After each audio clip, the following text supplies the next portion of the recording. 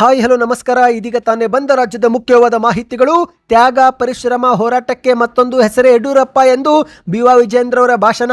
ಚಿತ್ರದುರ್ಗ ಜಿಲ್ಲೆಯಲ್ಲಿ ಹರಿದು ಬಂದ ಜನಸಾಗರ. 10 ಲಕ್ಷಕ್ಕೂ ಹೆಚ್ಚು ಜನರು ಕಾರ್ಯಕ್ರಮದಲ್ಲಿ ಭಾಗಿಯಾಗಿದ್ದಾರಂತೆ. ಏನಿದು ಮಾಹಿತಿ ನೋಡೋಣ. ಮತ್ತೊಂದೆಡೆಯಲ್ಲಿ ಬೆಂಗಳೂರಿನ ವಾಹನ ಮಾಲೀಕರಿಗೆ ಮುಖ್ಯವಾದ ಸೂಚನೆ. ಮತ್ತೊಮ್ಮೆ ಶುರುವಾಯಿತು ವಾಹನ ಟೋಯಿಂಗ್ ಮಾಡುವುದು. ಈ ತಪ್ಪು ಮಾಡಿದರೆ ದೊಡ್ಡ ಮೊತ್ತದ ದಂಡ ಕಟ್ಟಬೇಕಾಗುತ್ತೆ. ಮತ್ತೊಂದೆಡೆಯಲ್ಲಿ ಕಂದಾಯ ಸಚಿವ ಕೃಷ್ಣ ಬೈರೇಗೌಡ ಮಾಸ್ಟರ್ ಪ್ಲಾನ್. ಹೊಸ ವಾಹನ ನೋಂದಣಿಗೂ ಆಧಾರ್ ಕಾರ್ಡ್ KYC ಕಡ್ಡಾಯ. ನಿಮ್ಮ ಹತ್ತಿರ ಕಾರು ಬೈಕ್ ಇದ್ರೆ ಈ ತಪ್ಪು ಮಾಡಿದ್ರೆ ನಿಮ್ಮ ಮನೆ ಬಾಗಿಲಿಗೆ ಇನ್ಕಮ್ ಟ್ಯಾಕ್ಸ್ ನೋಟಿಸ್ ಬರಬಹುದು. ಏನಿದು ಮಾಹಿತಿ ಎಂಬುದನ್ನು ಕೂಡ ನೋಡೋಣ. ಮತ್ತೊಂದೆಡೆಯಲ್ಲಿ ತಮಿಳುನಾಡಿನ ನಟ ವಿಜಯ್ ರೀತಿ ಕರ್ನಾಟಕದಲ್ಲಿ ಯಾವ ನಟನಿಗೆ CM ಆಗೋ ಸಾಮರ್ಥ್ಯವಿದೆ ಎಂಬ ಪ್ರಶ್ನೆ ಬಂದಿದ್ದು, ಇದಕ್ಕೆ ನಟ ಉಪೇಂದ್ರ ಅವರು ಶಾಕಿಂಗ್ ಹೇಳಿಕೆ ಕೊಟ್ಟಿದ್ದಾರೆ. ಏನಿದು ಮಾಹಿತಿ ನೋಡೋಣ. ಇನ್ನು BPL ಪಡಿತರ ಚೀಟಿದಾರರಿಗೆ ಮತ್ತೊಂದು ಗುಡ್ ನ್ಯೂಸ್ ಕೊಟ್ಟ ಸರ್ಕಾರ. ಅನ್ನ ಭಾಗ್ಯ ಯೋಜನೆ ನಿಯಮದಲ್ಲಿ ಹೊಸ ಬದಲಾವಣೆ. ಇನ್ನು ಮುಂದೆ ಅಕ್ಕಿ ಜೊತೆಗೆ ಮತ್ತೊಂದು ಆಹಾರಧಾನ್ಯ ಸಿಗಲಿದೆ. ಏನಿದು ನೋಡೋಣ. ಇನ್ನು ಕಬ್ಬು ಬೆಳೆಗಾರರಿಗೂ ಕೂಡ ಮೋದಿ ಸರ್ಕಾರದಿಂದ ಭರ್ಜರಿ ಗಿಫ್ಟ್ ಬಂದಿದ್ದು, ಕರ್ನಾಟಕದ 10 ಲಕ್ಷ ರೈತರಿಗೆ ಕೈ ತುಂಬ ಹಣ ಬರಲಿದೆ. ಎಲ್ಲ ಮಾಹಿತಿ ಡೀಟೇಲ್ ಆಗಿ ನೋಡೋಕ್ಕಿಂತ ಮೊದಲು ನೀವು ನಮ್ಮ ಚಾನಲ್ಗೆ ಮೊದಲು ಬಾರಿ ಭೇಟಿ ಕೊಡ್ತಾ ಇದ್ರೆ ದಯವಿಟ್ಟು ಸಬ್ಸ್ಕ್ರೈಬ್ ಆಗಿ, ಪಕ್ಕದಲ್ಲಿ ಕಾಣಿಸೋ ಗಂಟೆ ಕೂಡ ಒತ್ತಿ. ಇದರಿಂದ ರಾಜ್ಯದ ಮಾಹಿತಿಗಳು ನಿಮಗೆ ಸಿಗುತ್ತವೆ. ವಿಡಿಯೋಗೆ ಲೈಕ್ ಮಾಡ್ತಾ ವಿಡಿಯೋನ ಪೂರ್ತಿಯಾಗಿ ನೋಡಿ. ಬನ್ನಿ ಸ್ನೇಹಿತರೆ, ಎಲ್ಲ ಮಾಹಿತಿಗಳನ್ನು ಡೀಟೇಲ್ ಆಗಿ ನೋಡೋಣ. ಇಂದು ಮಾಜಿ ಮುಖ್ಯಮಂತ್ರಿ BS ಯಡಿಯೂರಪ್ಪನವರ 50 ವರ್ಷದ ರಾಜಕೀಯ ಜೀವನ ಪೂರ್ಣಗೊಂಡ ಹಿನ್ನೆಲೆಯಲ್ಲಿ ಚಿತ್ರದುರ್ಗ ಜಿಲ್ಲೆಯಲ್ಲಿ ಭವ್ಯವಾದ ಯಡಿಯೂರಪ್ಪನವರ ಅಭಿಮಾನೋತ್ಸವ ಕಾರ್ಯಕ್ರಮವನ್ನು ಆಯೋಜನೆ ಮಾಡಲಾಗಿತ್ತು. ಇದೇ ಒಂದು ಕಾರಣಕ್ಕೆ ರಾಜ್ಯಾದ್ಯಂತ 10,000 ಬಸ್ಗಳನ್ನು ಕೂಡ ಬುಕ್ ಮಾಡಲಾಗಿತ್ತು. ಹೌದು ಸ್ನೇಹಿತರೆ, ಕಾರ್ಯಕ್ರಮದಲ್ಲಿ ಜನಸಾಗರವೇ ಹರಿದು ಬಂದಿದೆ. ವೇದಿಕೆ ಮೇಲೆ ಬಿ.ವಾ. ವಿಜಯೇಂದ್ರ ಅವರು ಕೂಡ ಭಾಷಣ ಮಾಡಿದ್ದು, ತ್ಯಾಗ ಪರಿಶ್ರಮ ಹೋರಾಟಕ್ಕೆ ಮತ್ತೊಂದು ಹೆಸರೇ ಯಡಿಯೂರಪ್ಪ ಎಂದು ಬಣ್ಣಿಸಿದ್ದಾರೆ. ವೇದಿಕೆ ಮೇಲೆ ಮಾತನಾಡಿರುವಂತಹ ಬಿ.ವಾ. ವಿಜಯೇಂದ್ರ ಅವರು, ನಾಡು ಕಂಡ ಧೀಮಂತ ರೈತ ನಾಯಕ ಯಡಿಯೂರಪ್ಪನವರು ಅಧಿಕಾರಕ್ಕಾಗಿ ಹೋರಾಟ ಮಾಡಲಿಲ್ಲ, ಬದಲಿಗೆ ಜನರಿಗಾಗಿ ಹೋರಾಟ ಮಾಡಿದವರು. ತ್ಯಾಗ ಪರಿಶ್ರಮ ಹೋರಾಟಕ್ಕೆ ಮತ್ತೊಂದು ಹೆಸರೇ ಯಡಿಯೂರಪ್ಪ. ನನ್ನಂತ ಅನೇಕರಿಗೆ ಯಡಿಯೂರಪ್ಪನವರು ಪ್ರೇರಣೆಯಾಗಿದ್ದಾರೆ. ಇಂದು ಈ ಅಭಿಮಾನೋತ್ಸವಕ್ಕೆ ರಾಜ್ಯದ ಮೂಲೆ ಮೂಲೆಗಳಿಂದ ಜನರು ಬರುತ್ತಿರುವುದು ನೋಡಿದರೆ ಯಡಿಯೂರಪ್ಪನವರ ಮೇಲೆ ಎಂತಹ ಅಭಿಮಾನ ಇದೆ ಎಂಬುದು ಗೊತ್ತಾಗುತ್ತೆ. ಇದೊಂದು ಐತಿಹಾಸಿಕ ಕ್ಷಣ. ಯಡಿಯೂರಪ್ಪನವರ 50 ವರ್ಷಗಳ ರಾಜಕೀಯ ಜೀವನಕ್ಕೆ ಗೌರವ ಸಲ್ಲಿಸುವ ಕ್ಷಣ ಎಂದು ವಿಜೇಂದ್ರ ಅವರು ಹೇಳಿದ್ದಾರೆ. ಯಡಿಯೂರಪ್ಪನವರ ಹೋರಾಟಗಳನ್ನು ನಾನು ಬಹಳ ಹತ್ತಿರದಿಂದ ನೋಡಿದ್ದೇನೆ. ಅವರು ತಮ್ಮ ಜೀವನದಲ್ಲಿ ಅನೇಕ ಏಳು ಬೀಳುಗಳನ್ನು ಕಂಡಿದ್ದಾರೆ. ಜೀವನ ಉದ್ದಕ್ಕೂ ಯಾವುದೇ ಸವಾಲುಗಳು ಬಂದರೂ ಬೆನ್ನು ತೋರಿಸಿ ಓಡಿ ಹೋದವರಲ್ಲ. ಯಾವುದೇ ರಾಜಕೀಯ ಷಡ್ಯಂತ್ರ ಸವಾಲು ಬಂದರೂ ಅದನ್ನು ಧೈರ್ಯವಾಗಿ ಎದುರಿಸಿದ್ದಾರೆ ಎಂದು ಬಿ.ವಾ. ವಿಜಯೇಂದ್ರ ಅವರು ಹೇಳಿಕೆ ಕೊಟ್ಟಿದ್ದಾರೆ.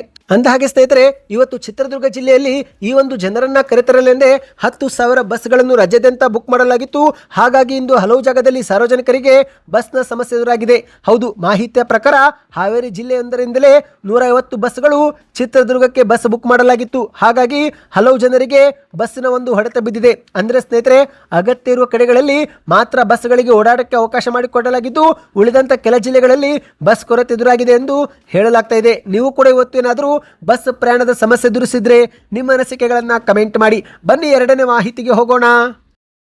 ಸಿಲಿಕಾನ್ ಸಿಟಿ ಬೆಂಗಳೂರಿನ ರಸ್ತೆಗಳಲ್ಲಿ ಅಡ್ಡಾದಿಡ್ಡಿ ವಾಹನ ನಿಲ್ಲಿಸುವ ಸವಾರರಿಗೆ ಬೆಂಗಳೂರು ಸಂಚಾರಿ ಪೊಲೀಸರು ಶಾಕ್ ಕೊಟ್ಟಿದ್ದಾರೆ. ಹೌದು ಸ್ನೇಹಿತರೆ, ಟೋಯಿಂಗ್ ಪ್ರಕ್ರಿಯೆ ಈಗ ಮತ್ತೊಮ್ಮೆ ನಗರಾದ್ಯಂತ ಚುರುಕುಗೊಂಡಿದೆ. ಒಂದೇ ತಿಂಗಳ ಅವಧಿಯಲ್ಲಿ ಸಂಚಾರಿ ಪೊಲೀಸರು ನಿಯಮ ಉಲ್ಲಂಘನೆ ಮಾಡಿದವರ 600ಕ್ಕೂ ಹೆಚ್ಚು ವಾಹನಗಳನ್ನು ಟೋ ಮಾಡುವ ಮೂಲಕ ಬಿಸಿ ಮುಟ್ಟಿಸಿದ್ದಾರೆ. ಹೌದು ಸ್ನೇಹಿತರೆ, ಬೆಂಗಳೂರು ಸಂಚಾರಿ ಪೊಲೀಸರು ಮತ್ತು ಬೃಹತ್ ಬೆಂಗಳೂರು ಪ್ರಾಧಿಕಾರ ಅಧಿಕಾರಿಗಳು ಜಂಟಿಯಾಗಿ ಟೋಯಿಂಗ್ ಕಾರ್ಯಾಚರಣೆ ಮಾಡುತ್ತಿದ್ದಾರೆ. ಪ್ರಮುಖ ರಸ್ತೆಗಳಲ್ಲಿ ಸಂಚಾರಕ್ಕೆ ಅಡ್ಡಿ ಉಂಟು ಮಾಡುತ್ತಿರುವ ವಾಹನಗಳನ್ನು ಗುರಿಯಾಗಿಸಿ ಟೋ ಮಾಡಿದ್ದಾರಂತೆ.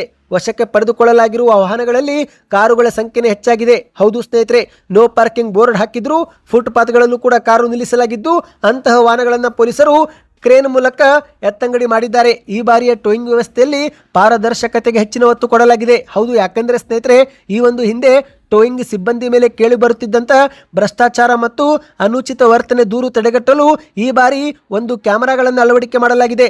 ಹೌದು, ಪ್ರತಿಯೊಂದು ಟೋಯಿಂಗ್ ವಾಹನಕ್ಕೆ ಡ್ಯಾಶ್ ಕ್ಯಾಮೆರಾ ಮತ್ತು ಸಿಬ್ಬಂದಿಯ ಬಾಡಿಗೂ ಕೂಡ ಕ್ಯಾಮೆರಾಗಳನ್ನು ಅಳವಡಿಸಲಾಗಿದೆ. ಅಷ್ಟು ಮಾತ್ರವಲ್ಲ, ಜಿಯೋ ಟ್ಯಾಗ್ ಮೂಲಕ ವಾಹನ ಎತ್ತಿದ ಸ್ಥಳದ ಮಾಹಿತಿ ಮತ್ತು ಡಿಜಿಟಲ್ ರಸೀದಿಯೂ ಕೂಡ ನೀಡುವ ವ್ಯವಸ್ಥೆ ಜಾರಿಗೆ ಮಾಡಲಾಗಿದೆ. ಅಂದಹಾಗೆ ಸ್ನೇಹಿತರೆ, ಈ ಬಾರಿ ದಂಡದ ಮೊತ್ತವೂ ಕೂಡ ಹೆಚ್ಚಿಗೆ ಮಾಡಲಾಗಿದೆ. ಮೊದಲು ನೋ ಪಾರ್ಕಿಂಗ್ ದಂಡ ಮಾತ್ರ ತೆಗೆದುಕೊಳ್ಳಲಾಗುತ್ತಿತ್ತು, ಆದರೆ ಇನ್ನು ಮುಂದೆ ಟೋಯಿಂಗ್ ಮಾಡುವ ಶುಲ್ಕವೂ ಕೂಡ ಪಾವತಿ ಮಾಡಬೇಕಾಗಿದೆ. ಅಂದ್ರೆ ದ್ವಿಚಕ್ರ ವಾಹನಗಳಿಗೆ 650 ರೂಪಾಯಿ ಟೋಯಿಂಗ್ ಶುಲ್ಕ, 4 ಚಕ್ರದ ವಾಹನ ಆಗಿರುವ ಕಾರು ಮತ್ತು ಇತರೆ ವಾಹನಗಳಿಗೆ 1,000 ರೂಪಾಯಿವರೆಗೆ ಟೋಯಿಂಗ್ ಶುಲ್ಕ ವಿಧಿಸಲಾಗ್ತಾ ಇದೆ. ಅಂದ್ರೆ ವಾಹನಗಳನ್ನ ಟೋಯಿಂಗ್ ಮಾಡಿ ತೆಗೆದುಕೊಂಡು ಬಂದಿರುವ ಶುಲ್ಕಗಳನ್ನು ಕೂಡ ಇನ್ನು ಮುಂದೆ ಪಾವತಿ ಮಾಡಬೇಕಾಗಿದೆ. ಹಾಗಾಗಿ ಇದೊಂದು ಮುಖ್ಯವಾದ ಮಾಹಿತಿ ಆಗಿತ್ತು. ಬನ್ನಿ ಮತ್ತೊಂದು ಮಾಹಿತಿಗೆ ಹೋಗೋಣ.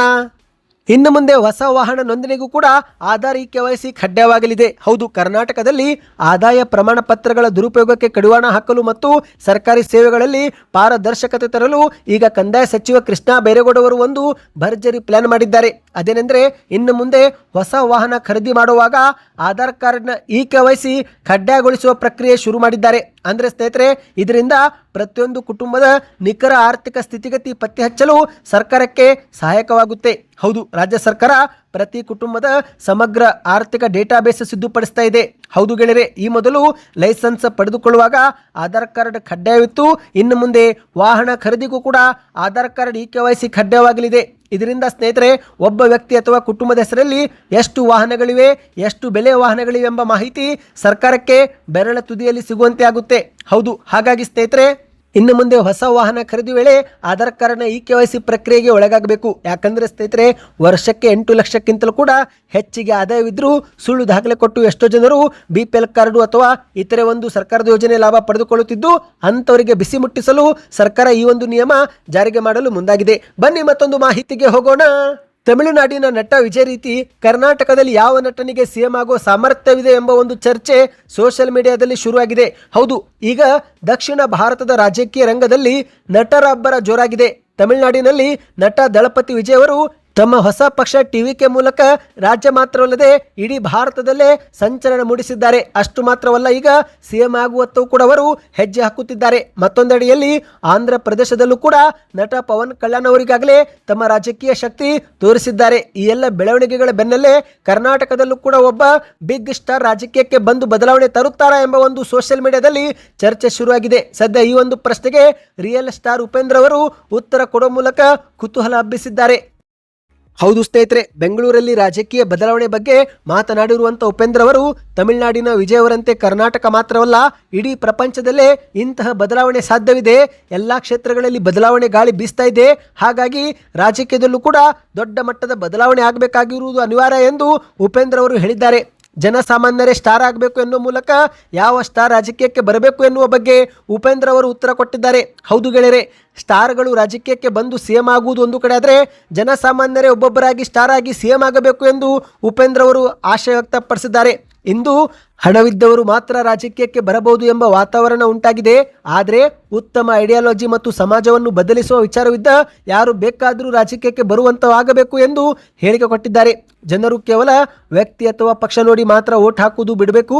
ಅದರ ಬದಲಿಗೆ ಅಭ್ಯರ್ಥಿಯ ವಿಚಾರವೇನು, ಈ ಒಂದು ಹಿಂದೆ ಯಾವ ರೀತಿ ಕೆಲಸ ಮಾಡಿದ್ದಾನೆ, ಆ ಒಂದು ಕೆಲಸಕ್ಕೆ ಮತ ಹಾಕೋ ಪರಿಸ್ಥಿತಿ ಬರಬೇಕು. ಇದು ನನ್ನ ಕಲ್ಪನೆ ಅಥವಾ ಹುಚ್ಚುತನ ಬೇಕಾದರೂ ಅಂದುಕೊಳ್ಳಿ ಎಂದು ಉಪೇಂದ್ರ ಅವರು ಹೇಳಿಕೆಯನ್ನು ಕೊಟ್ಟಿದ್ದಾರೆ.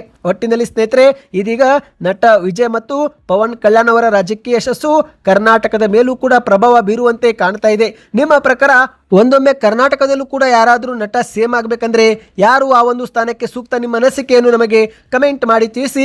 ಬನ್ನಿ ಸ್ನೇಹಿತರೆ, ಮತ್ತೊಂದು ಮಾಹಿತಿಗೆ ಹೋಗೋಣ.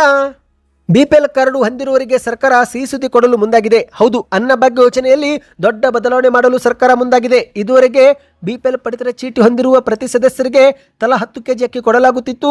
ಅಂದ್ರೆ ಕುಟುಂಬದಲ್ಲಿ ಇಬ್ಬರು ಇದ್ರೆ 20 kg ಅಕ್ಕಿ, 3 ಇದ್ರೆ 30 kg ಅಕ್ಕಿ, 4 ಜನರಿದ್ರೆ 40 kg ಅಕ್ಕಿ ಹೀಗೆ ಕೊಡಲಾಗುತ್ತಿತ್ತು. ಆದರೆ ಬದಲಾದ ಆಹಾರ ಶೈಲಿಯಿಂದ 3 ಅಥವಾ 4 ಇರುವ ಕುಟುಂಬಗಳಿಗೆ ತಿಂಗಳಿಗೆ 30-40 kg ಅಕ್ಕಿ ಜಾಸ್ತಿ ಆಗುತ್ತೆ. ಹಾಗಾಗಿ ಇದನ್ನ ಬಿಟ್ಟು ಅಕ್ಕಿ ಬದಲಿಗೆ ಬೇರೆ ಆಹಾರ ಸಾಮಗ್ರಿ ಕೊಡಬೇಕು ಎಂದು ಸರ್ಕಾರಕ್ಕೆ ಬೇಡಿಕೆ ಇಡಲಾಗಿತ್ತು. ಕೊನೆಗೂ ಸರ್ಕಾರ ಈಗ ಗುಡ್ ನ್ಯೂಸ್ ಕೊಟ್ಟಿದೆ. ಹೌದು ಗೆಳೆಯರೆ, ದಿನದಿಂದ ದಿನಕ್ಕೆ ಅಕ್ಕಿ ಬಳಕೆ ಕಡಿಮೆ ಆಗುತ್ತಿರುವ ಹಿನ್ನೆಲೆಯಲ್ಲಿ ಸರ್ಕಾರ ಇದೀಗ ಅಕ್ಕಿಯ ಜೊತೆಗೆ ಬೇರೆ ಆಹಾರ ಸಾಮಗ್ರಿ ಕೊಡಲು ಮುಂದಾಗಿದೆ. ಹೌದು, ಅದೇನೆಂದ್ರೆ BPL ರೇಷನ್ ಕಾರ್ಡ್ ಹೊಂದಿರುವ ಪ್ರತಿ ಕುಟುಂಬದ ವ್ಯಕ್ತಿಗೆ ಇನ್ನು ಮುಂದೆ ತಲಾ 10 kg ಅಕ್ಕಿ ಬದಲಿಗೆ 8 kg ಅಕ್ಕಿ ಮತ್ತು 2 kg ರಾಗಿ ನೀಡುವುದಕ್ಕೆ ಆಹಾರ ಇಲಾಖೆ ನಿರ್ಧಾರ ಮಾಡಿದೆ. ಅಷ್ಟು ಮಾತ್ರವಲ್ಲ, ಈಗ ರಾಜ್ಯಾದ್ಯಂತ ರೈತರಿಂದ ನೇರವಾಗಿ ರಾಗಿ ಖರೀದಿ ಮಾಡಲು ಕೂಡ ಅವಕಾಶ ಕಲ್ಪಿಸಿಕೊಡಲಾಗಿದೆ. ಇದೇ ಒಂದು ಮೇ ತಿಂಗಳ 15ರೊಳಗೆ ರೈತರು ತಮ್ಮ ಒಂದು ಹೆಸರನ್ನು ನೋಂದಾಯಿಸಿಕೊಳ್ಳಬೇಕು ಎಂದು ಹೇಳಲಾಗ್ತಾ ಇದೆ. ಹೌದು, ರಾಜ್ಯಾದ್ಯಂತ 6 ಲಕ್ಷ ಮೆಟ್ರಿಕ್ ಟನ್ಗೂ ಹೆಚ್ಚು ರಾಗಿ ಖರೀದಿ ಮಾಡುವ ಗುರಿಯನ್ನು ಆಹಾರ ಇಲಾಖೆ ಹಾಕಿಕೊಂಡಿದೆ ಸ್ನೇಹಿತರೆ. ಹೀಗಾಗಿ ರಾಗಿ ಬೆಳೆಯುವ ರೈತರಿಗೂ ಕೂಡ ಇದು ಒಂದು ರೀತಿ ಅನುಕೂಲವೇ ಆಗಲಿದೆ. ಬನ್ನಿ ಕೊನೆಯ ಮಾಹಿತಿಗೆ ಹೋಗೋಣ. ದೇಶಾದ್ಯಂತ ಕಬ್ಬು ಬೆಳೆಗಾರರಿಗೆ ಕೇಂದ್ರ ಸರ್ಕಾರ ಗುಡ್ ನ್ಯೂಸ್ ಕೊಟ್ಟಿದೆ. FRP ದರ 365 ರೂಪಾಯಿ ಏರಿಕೆ ಮಾಡಲಾಗಿದೆ. ಹೌದು ಸ್ನೇಹಿತರೆ, 2026-27ನೇ ಹಂಗಾಮಿನ ಕಬ್ಬಿನ ನ್ಯಾಯಯುತ ಮತ್ತು ಲಾಭದಾಯಕ ಬೆಲೆ ಅಂದ್ರೆ FRP ಬೆಲೆಯನ್ನು ಪ್ರತಿ ಕ್ವಿಂಟಲ್ಗೆ 365 ರೂಪಾಯಿ ಏರಿಕೆ ಮಾಡಲಾಗಿದೆ. ದೇಶದ ಕಬ್ಬು ಬೆಳೆಗಾರರ ಆರ್ಥಿಕ ಸಬಲೀಕರಣಕ್ಕೆ ಪ್ರಧಾನಿ ಮೋದಿ ನೇತೃತ್ವದ ಕೇಂದ್ರ ಸರ್ಕಾರ ಈಗ FRP ಬೆಲೆ ಏರಿಕೆ ಮಾಡಿದೆ. ಈ ಒಂದು ನಿರ್ಧಾರವನ್ನು ಬಿಜೆಪಿ ವಿಪಕ್ಷ ನಾಯಕರಾಗಿರುವ ಆರ್ ಅಶೋಕ್ ಅವರು ಐತಿಹಾಸಿಕ ತೀರ್ಮಾನ ಎಂದು ಕರೆದಿದ್ದಾರೆ. ಹೌದು, ಇದೀಗ ಕೇಂದ್ರ ಸರ್ಕಾರದ ಈ ಒಂದು ತೀರ್ಮಾನದಿಂದ ಭಾರತದ ಸುಮಾರು 5 ಕೋಟಿ ಕಬ್ಬು ಬೆಳೆಗಾರರಿಗೆ ಕೈ ತುಂಬಾ ಹಣ ಸಿಗಲಿದೆ. ಕರ್ನಾಟಕ ಒಂದರಲ್ಲಿ ಸುಮಾರು 8 ರಿಂದ 10 ಲಕ್ಷ ರೈತರು ಇದರ ಲಾಭ ಪಡೆದುಕೊಳ್ಳಲಿದ್ದಾರೆ ಎಂದು ಹೇಳಲಾಗ್ತಾ ಇದೆ. ರೈತರ ಆದಾಯವನ್ನು ಹೆಚ್ಚಿಗೆ ಮಾಡುವ ನಿಟ್ಟಿನಲ್ಲಿ ಪ್ರಧಾನಿ ಮೋದಿಯವರ ಸರ್ಕಾರ ಈ ಒಂದು ಹೊಸ ನಿರ್ಧಾರ ತೆಗೆದುಕೊಂಡಿದೆ ಸ್ನೇಹಿತರೆ. ಪ್ರತಿ ಕ್ವಿಂಟಲ್ ಕಬ್ಬಿನ ಬೆಲೆಗೆ 365 ರೂಪಾಯಿ ಹೆಚ್ಚಿಗೆ ಮಾಡುವ ಮೂಲಕ ರೈತರ ಕೈಗೆ ಹೆಚ್ಚಿನ ಹಣ ಸೇರುವಂತೆ ಮಾಡಲಾಗಿದೆ. ಒಟ್ಟಾರೆಯಾಗಿ ರೈತರ ಆದಾಯ ಮಟ್ಟವನ್ನು ಇದು ಸುಧಾರಿಸಲು ನೇರವಾಗಿ ನೆರವಾಗಲಿದೆ ಸ್ನೇಹಿತರೆ. ಈ ಒಂದು ನಿರ್ಧಾರದಿಂದ ಕರ್ನಾಟಕದ ಸುಮಾರು 10 ಲಕ್ಷ ರೈತರಿಗೆ ಆರ್ಥಿಕ ಭದ್ರತೆ ದೊರೆಯಲಿದ್ದು ಅವರ ಜೀವನ ಮಟ್ಟ ಸುಧಾರಿಸಲು ಸಹಾಯಕವಾಗಲಿದೆ. ನೀವು ಕೂಡ ಕಬ್ಬು ಬೆಳೆಗಾರರಾಗಿದ್ರೆ ಕಮೆಂಟ್ನಲ್ಲಿ ಯಾವ ಊರು ಕಮೆಂಟ್ ಮಾಡಿ. ಈ ಎಲ್ಲ ಮಾಹಿತಿ ಇಷ್ಟವಾಗಿದ್ರೆ ನಮ್ಮ ಚಾನಲ್ಗೆ ನೀವು ಸಬ್ಸ್ಕ್ರೈಬ್ ಆಗಿ.